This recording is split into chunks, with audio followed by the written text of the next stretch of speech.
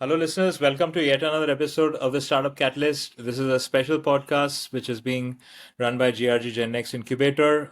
The initiative, the first series, the first season for this podcast includes calling our esteemed mentor panel and the panelists on our mentor to be part of this podcast so that the incubatees and the startup ecosystem as a whole can get to know the kind of mentors we have. Today we have Mr. Anirudha Modak.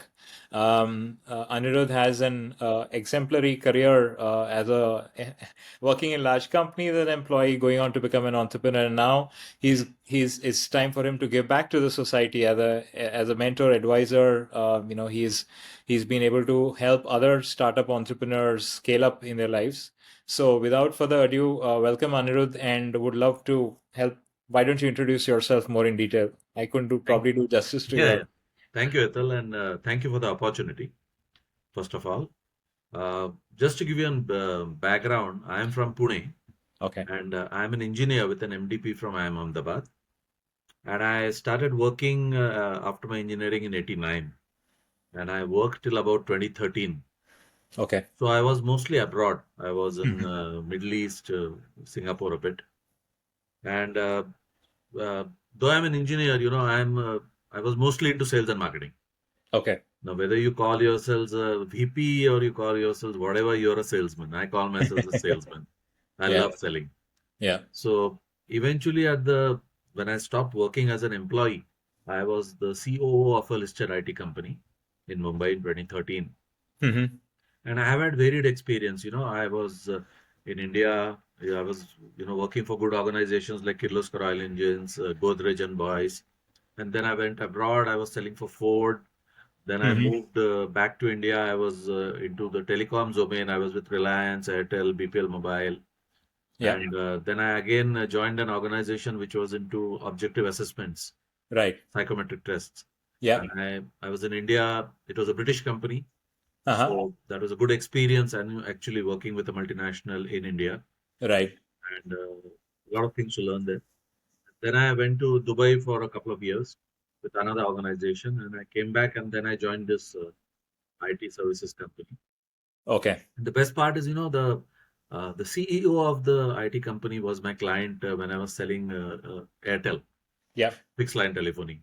And when I came back, I met him and he said, Anirudh, why don't you join me as head of sales?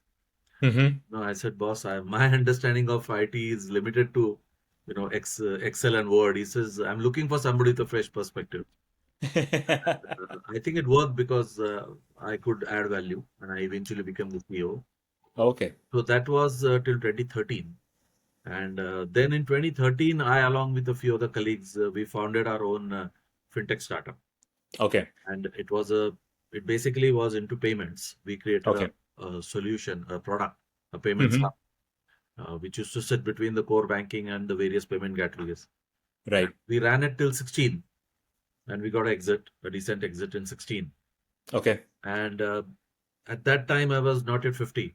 So don't go by my hair. I've been having this hair since I'm 24. So yeah, I'm 56 now, but not as old as probably the hair.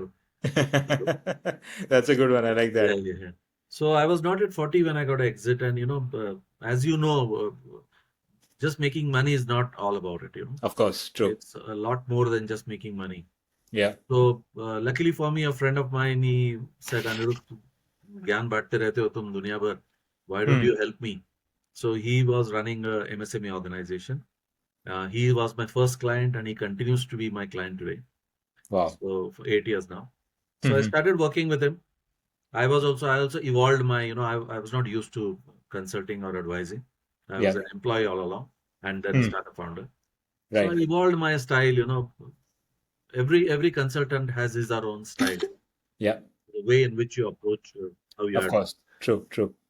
So I kind of evolved over it, and then uh, a lot of some people reached out to me somehow. I am very active on LinkedIn. You may have noticed.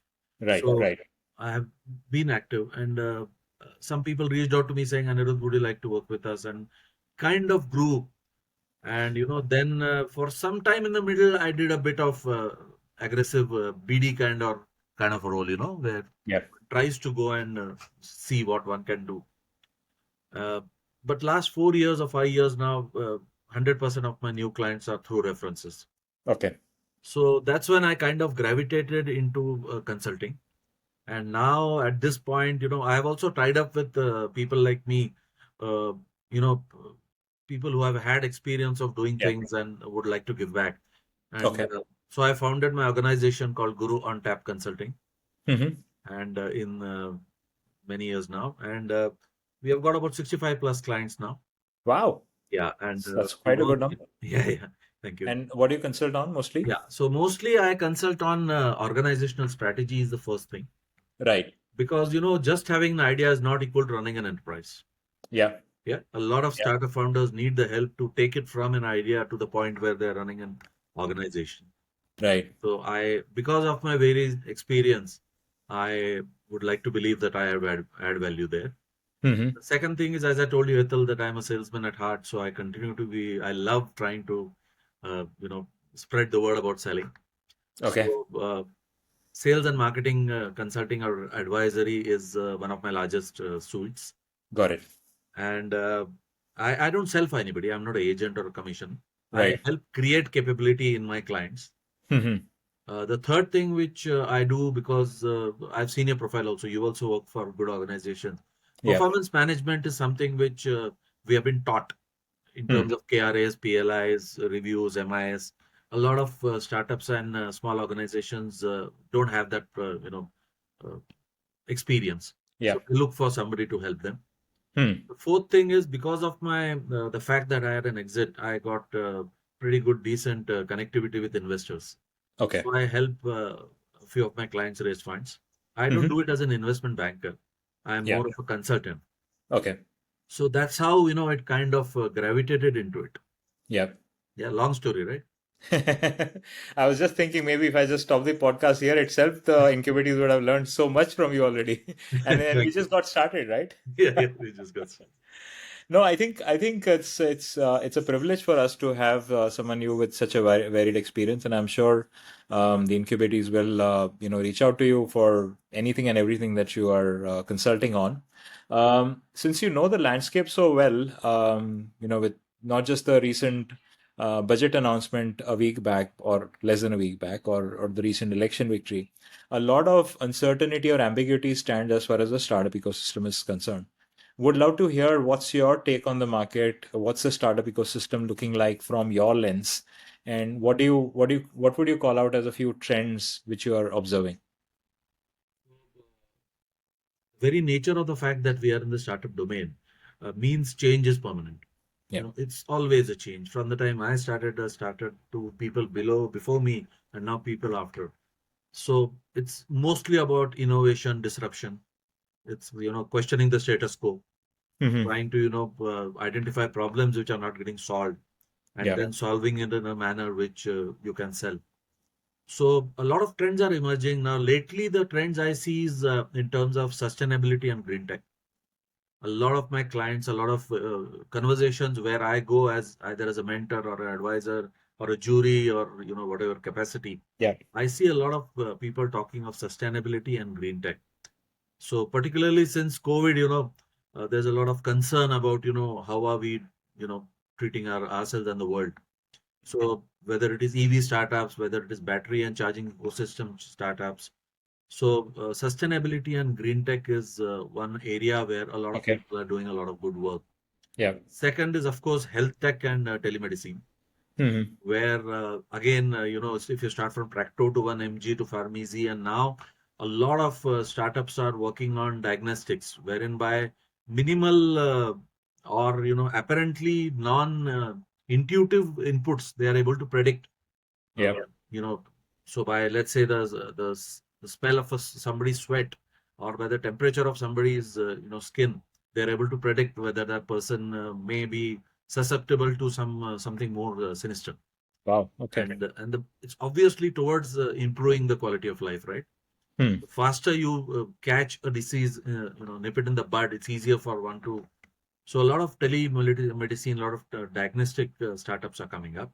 Right. Of course, most of startups today, irrespective of whether you are in food tech, health tech, hospitech, whatever tech you call it, it's Yeah. all about AI and ML. Yeah. So, even I myself as a consultant use ChatGPT, Hmm. and I see a lot of value. Yeah. Like somebody said, it's not about whether you will lose your job. It's about the people who use AI for doing the job and who don't use AI. That's the Yeah. difference Yeah. between them. And of course, fintech continues to be a winner. Over the Hmm. last 20 odd years, fintech I was in fintech. There were many others before me. And even Yeah. today, there are new and new fintechs coming up and fintech. So these are kind of trends. Of course, one can talk about the whole spectrum. But if Yeah. one were to focus on what are the emerging trends or what I see as, Hmm. and I am privy to a lot of events where a lot of startups are, there. They're pitching Hmm. either or they are looking for assistance or whatever in whatever format you call it. Right. So I do see a lot of food tech used to be very hot a few years ago. I Hmm. feel that it's gone back a little. Yeah. It's more about the ability to predict and control things which are good or bad for the world. So that's Yeah. what it is. Got it. So as part of my offering, in order to ensure that people are able to use these kind of you know w- w- uh, the trends which are emerging. So Yeah. first thing is obviously I advise them that how do you embrace innovation and technology. Hmm. So any startup which I talk to, whether my client or not my client, Yeah. I talk to them about how do they embrace technology and innovation.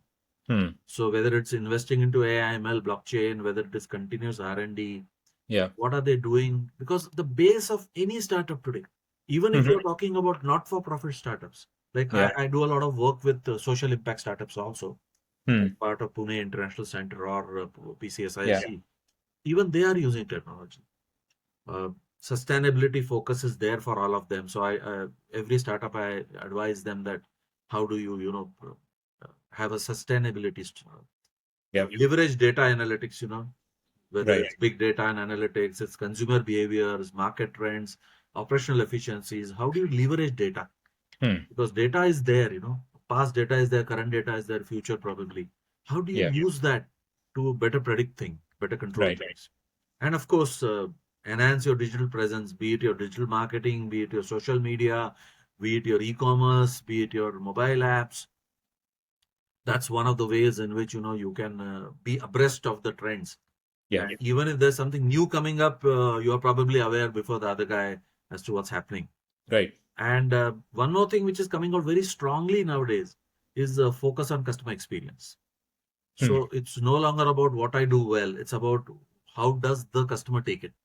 What is Yeah. the experience that that customer is getting when I'm trying to offer whatever I'm offering? Right. And one more thing which is coming out very strongly is building strategic partnerships, Hmm. because everybody realized that it's no longer being alone. There are a lot of symbiotic arrangements. Yeah. Like if you talk about a mentor and a incubator or accelerator Yeah. like Yeah. independently we are doing good work. Hmm. You guys are doing great work. I am doing okay work. But Yeah. when we come together, the magic is better. Of course. We feel Collaboration. Yeah. Yeah. we one plus one becomes three or five. Hmm. So all this is in terms of trends that I see, or Yeah. I Yeah. hope I could answer. No, I think that's fairly comprehensive, and I think a wide spectrum of topics that you touched, right, from green tech, sustainability, Sure. climate, AI, AI, ML, all the way to customer experience. But the sad reality today is that despite all the challenges, the founders struggle, right? The founders have a tough time. What do you think are probably three major challenges for a startup entrepreneur today? One common challenge remains that most founders are techies. Yeah. Irrespective of whether it is yesterday, today, or tomorrow, most founders are techies. Now, when I say Okay. techie, I'm not meaning IT or software. Yeah. For me, a chef making a food startup is a techie. It's about subject matter expertise. Okay. Yeah. Hmm. So when I use the word techie, I like to clarify. I'm not talking of Okay. technology as an IT or Yeah. corporate. I'm Right. talking of whoever has the subject matter expertise is a techie. Fair So enough. most startup founders are techies. And Okay. most startup founders, unfortunately, are not good at selling or doing business. Hmm. Hmm. So that challenge continues. And Yeah. as business models, become complex, as competition becomes fierce, as Yeah. customer expectations rise up, Yeah. So does the requirement of a startup to be very good at sales. Hmm. So that's one big challenge which I see a lot of startups facing. Yeah. The second thing is, also again, one of the challenges which they face is that they are really confused as to what all one can do. The same thing. There's too many choices in Hmm. life Hmm. today. If you Yeah. were to between you and me, you want to buy something, there are like a lakh choices available. Yeah. When we were kids, we didn't have so many choices. Our parents before that we had hair, Yeah. and no choices at all. It's good and bad. Yeah. The bad is, of course, you had to take what you got, but the good was that there was not much of decision making required. Hmm. You picked what came your way. Yeah. So similarly with startups nowadays, there are so many things that they can do. You take any topic, whether you take technology, whether you take operations, whether you take sales, whether you take anything, and there are just too many things that they are told that they can be doing. Yeah. And Google, and it's not helping, because if you go on YouTube and say I want to do something, it'll give you like 1,000 options. So the challenges that they face is that they, rather than being told what to do, they would rather get to know what What not not to to do. do. That's one Yeah, of I the think, roles. yeah, Yeah, that's a slogan which I use very often. Yeah, true. that's one of the roles I play, where I Hmm. keep on talking about, boss, identify what all can be done, and then dump 80% of it, Yeah. and only work on the balance 20. Yeah. So that's the second challenge, as you say. Yeah. And the third challenge is that most startup founders are either operating at 10,000 feet, or they are too detail oriented. Hmm. Yeah, you don't have a equipment and equanimity wherein Yeah. somebody says that, I only will operate at a need to know basis or need to interface basis. Yeah. So you have this one set of people who are obsessed with knowing everything that's happening in their organization. And there is one set of people who's only talking of the big picture, and has no idea what's happening, in terms of actually down the ground. Yeah. Yeah. So that's another challenge Got where it. it's happening, and so somebody needs to find the middle ground. Yeah. Either the person needs to find it, or you need to have a team where one Hmm. person takes the bird's eye view, one person takes the detailed view, or some such thing. Yeah. So those are the kind of challenges I see Yeah. No, in very that. interesting. I think all the three that you mentioned about, being from a particular domain and lacking the inherent sales skills, um, not knowing what not to do, trying to do too many things, and finally that you mentioned that, not being able to draw the balance between how detailed one, whether you should be a journalist or a specialist or somewhere in between. And I think one thing which I have observed which works really well is to find a co-founder Yep. who can control you, who can push you, who can encourage you, and yet stop you, depending on the way the reality of the situation is. That sometimes you are too blinded and you're just going in one direction, not realizing that's not the right direction to go. And someone is there to maybe handle the joystick and try and kind of control you and stop you. Very rarely would two people be seeing eye to eye on everything and both running at a speed which they should not be running. It's very rarely that normally happens, and I think that's where the beauty of the co-founder lies. That if you choose someone who's like you, then it's a waste of time, right?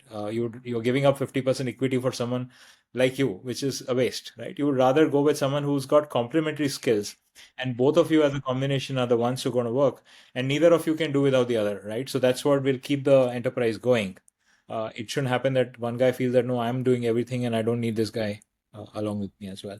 Now, having known these challenges, being a mentor, what would you identify three large or three specific areas that you feel are the need for mentoring today? Obviously, not covering these three. That's a catch here.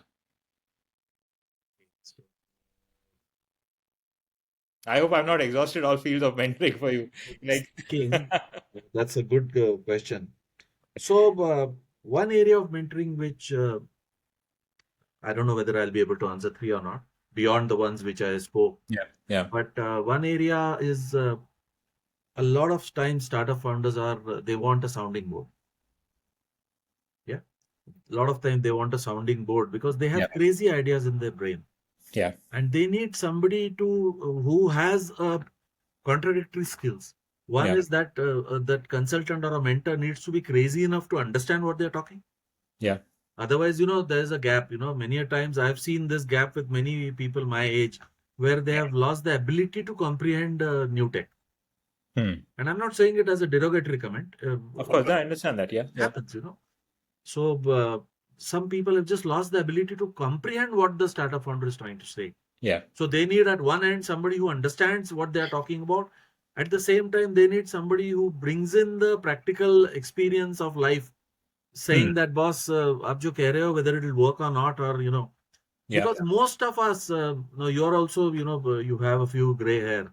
Most Yeah. of us have the tendency to first look at the fault in anything. Yeah, when somebody proposes something zany, Yeah. we have the so. I try to maintain that I don't. I consciously try to first find out that how to support him in his or her thought. How will it work? Whatever they are saying. So they Yeah. are looking for somebody like that. That's a Hmm. challenge they are facing.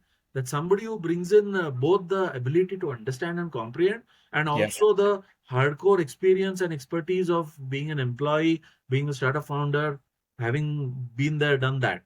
So Yeah. that's one of the challenges which they face. Hmm. Second challenge they face is that in terms of how much of time to do allocate to what activity. So either they get overawed by the funding bit and they leave everything and just keep on attending Hmm. funding conferences and pitch sessions and all, or they put their hand in the sand. They say the investor will find me. Let me do my work. Yeah. So maintaining that balance is another challenge which they have. Right. Yeah. And Yeah. third thing is, uh,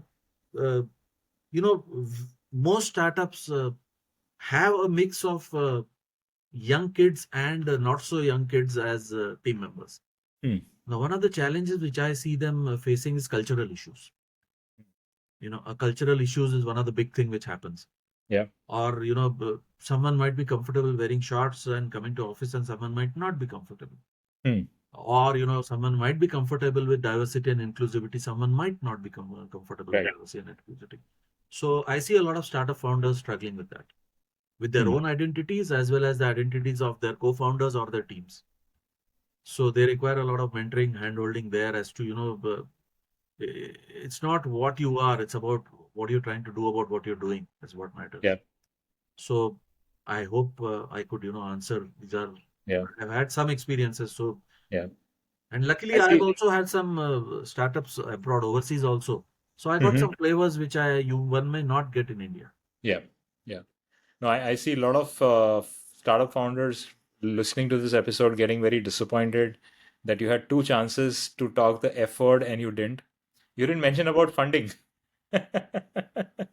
Even Every startup starts a discussion with me, sir, paise chahiye, right? And you didn't mention about funding at all. because I don't consider it as a challenge. I am a little bit of a meritocrat in that. I think that people who got it get it, who don't have it don't get it. Hmm. Of course, you got to go through the Yeah. grind of trying to meet investors, but you Yeah. got it, you get it. You No, don't. I think the element of oversell, I agree with you, right? I mean, if you're trying too hard to get the funding, you're actually doing more harm to yourself. Um, of course, the first harm you already done where you said, okay, I should be asking for funds. The second harm you're doing is you're overselling, where you're actually making it more difficult for yourself. That even if your startup is good, I would not, because if you're asking for funds at this stage, means that you're not a good strategist to be able to take the startup to the place where I want it to, because that's where only I'll get the returns, right? So that's So true as well. actually, it's a coincidence. Just recently, I do a lot of workshops also. So I'm a mentor with many incubators and accelerators, Hmm. Atal Innovation Centers, and so on and so forth. Yeah. And I do a lot of workshops also on topics of my consulting domain. I also do a lot of work with kids, Hmm. young students as Yeah. part of Atal Tinkering Labs. Yeah. Yeah. And recently, I have got onboarded as a visiting faculty at COEP, College of Engineering, Pune. Okay. Uh, under the new education program, they are driving an credit score on entrepreneurship. It's a 14 Okay. weeks course, and I am one of the mentors who's going to deliver it for 14 weeks. Every Right. Monday, physical, not Yeah. Yeah. virtual. So, one of the things which I talk about in my workshops about funding is Hmm. that I spend probably 15 minutes out of my 2 hours on whether you should raise equity funds or not. Okay. Because everybody would like to believe that funding is the key, but what you said is absolutely right. Yeah. That funding may not be, or external funding may not be necessarily the only thing to do or the best thing to do for all Yeah. startups at all times. Right. No, that's true. And uh, reality is, and I like the part where you mentioned about the sounding board. I mean, I've had multiple instances with different entrepreneurs. I would have sat for 1.5 hours with them. And you know how entrepreneurs love to talk, right? So 1.5 hours, I have met him, but he's been talking. I've hardly talked. And then at the end, sir, thank you, sir. Thank you, sir. I'm like, thank you for what? I didn't even tell you any, I didn't even give you any advice. I didn't give you any suggestion. You were the one who was talking. No, sir, koi sun to raha hai meri. And it's unfortunate, right? You have your own team, you have your own family, you have may or may not have a spouse.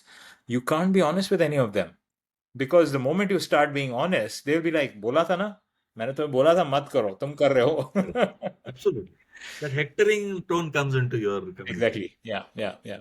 So you have had a beautiful stint engaging with a lot of startups as a mentor yourself. Why don't you tell us some of the stories that you have had? Some, if you could just name a startup or a founder and tell how the engagement started and you know where they are right now. That would be love to hear that. I can tell about one. MaxByte is in one of the leading startups in IIoT, Okay. and they are doing very well. Hmm. And I was fortunate that I got engaged with them at a very early stage. Okay. They were part of the Cultivate system in Coimbatore, actually. Oh yeah. Okay. Yeah, the all four founders are from Coimbatore. Right. So I The got name again? engaged with Sorry. MaxByte. MacBite. Okay. MaxByte. They are into IIoT. Okay. So I got engaged. I used to initially I started talking to the founder Ram, Hmm. and it was a very early kind of an intervention where they were just about starting, Yeah. and it was all about strategy, all about business, Hmm. and uh, fantastic team. Very very focused team.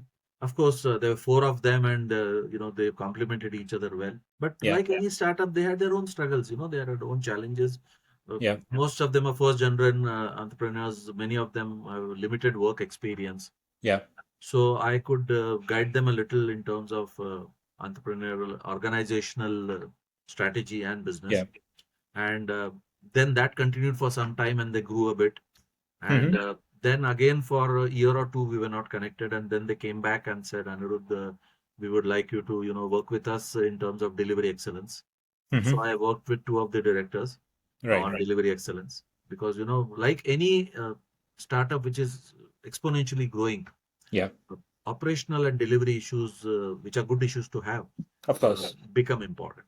Yeah. So I worked with their two directors and hopefully could bring some kind of a structure and Yeah. to it. Then again, there was a lull for about a year. Then again, Ram reached out and said, we want some intervention in terms of making the whole organization sales centric or business centric, Yeah. not just the sales guys. And I did an intensive, I think it was a 6 week online sales training course on B2B. Yeah. And I did that with all of them. Hmm. A big team of course, the directors and the sales guys and the non-sales guys. And today, MaxByte is amongst one of the leading world's global players in IIoT, Wow. and they compete with the best of the best.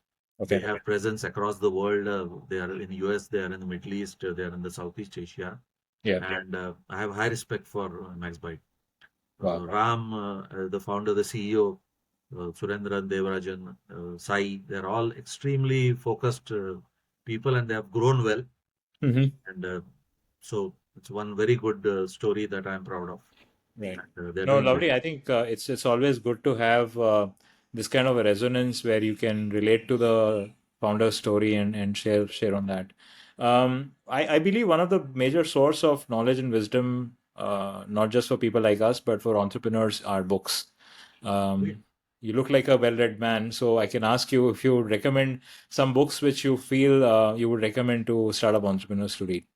So there are a lot of books that one reads, and of course, but the ones, of course, the one which has most impacted me, which I think would have impacted many of us, is Rich Dad Poor Dad.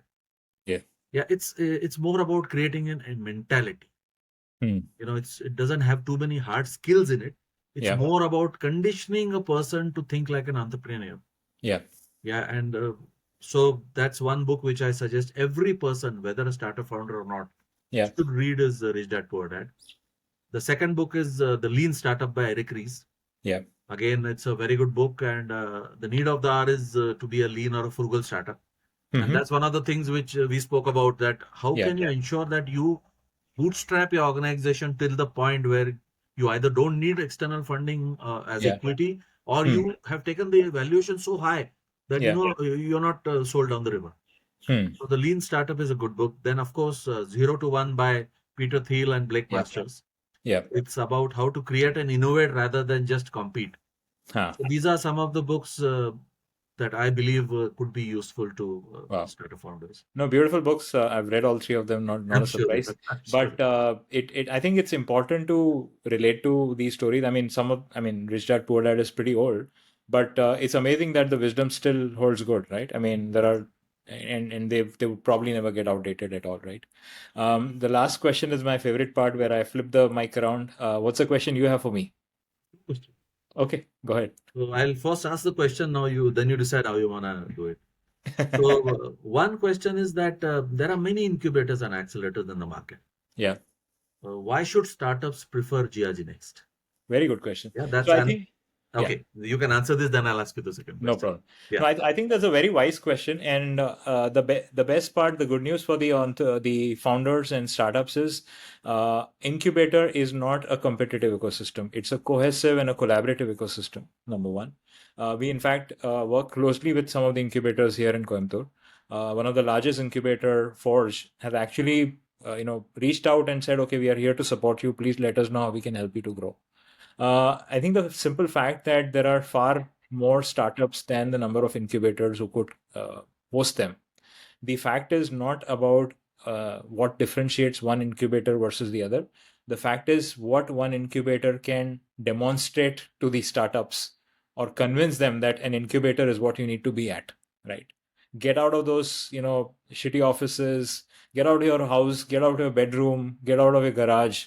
Look at the world of incubators where you have a more of a collaborative atmosphere. You can rub shoulders with other startup founders who are probably going through a similar journey. You can get to meet fantastic mentors like Mr. Modak. You can get to take part in events where we get seasoned entrepreneurs to come over, discuss over a fireside chat. You can try out different food cuisines because we try and encourage food entrepreneurs to put up stalls at our incubator as well. And finally, from a funding source perspective, while we cannot guarantee funding from our end as yet, we're not pulled a pool of funds ourselves, but we can obviously channel the right sources of funding as well for you.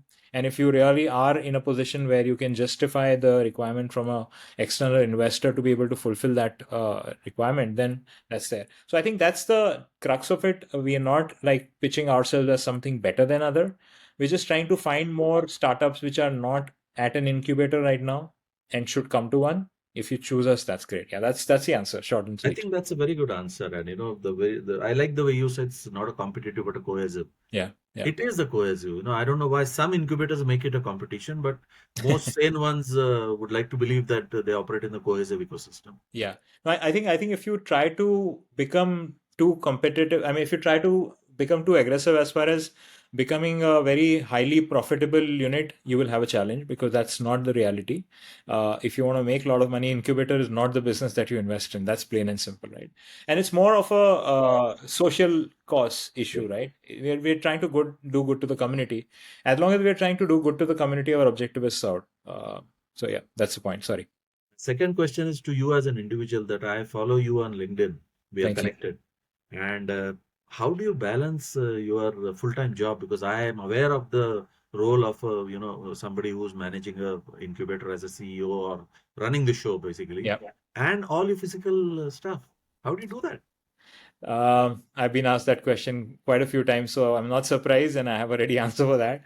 I think, balancing work and everything else is purely dependent on how do you look at work, right? If you look at work as a burden, as a task which needs to be fulfilled, you will be in the office from 9 to 6 and still not feel happy about it.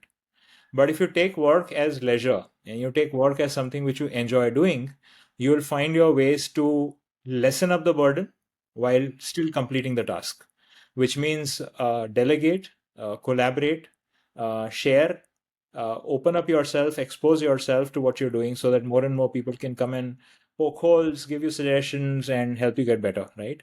I don't draw a strict divide line between work time and off and home time, because I might be attending to a couple of personal calls even if I'm at work. But at the same time, if I'm in my personal time and if I get a call from a team member or a colleague, I will definitely go out and help him as well. So net, what I try to do is I don't try to draw strict boundaries. I'm open for collaboration and suggestion, and the kind of work that I do, it's important for me to network a lot. And when I network, I'm not just building my office work. I'm not only fulfilling my official tasks, but I'm building my personal brand as well. So it works well both ways as well for me. Absolutely. I like what you say because it's quite commendable. Yeah. I follow you, and it's quite commendable with what you do. Great. Thanks a Okay. lot, Mr. Modak. It's been a pleasure talking to you. Likewise. While I've had a chance to just get you introduced, but I'm sure the startup founders will benefit a lot from engaging with you I further as well. hope so. I hope so. Thank you very much. You have a great day. Thank you. Thank you. Have a great day. Bye bye. Bye. Bye.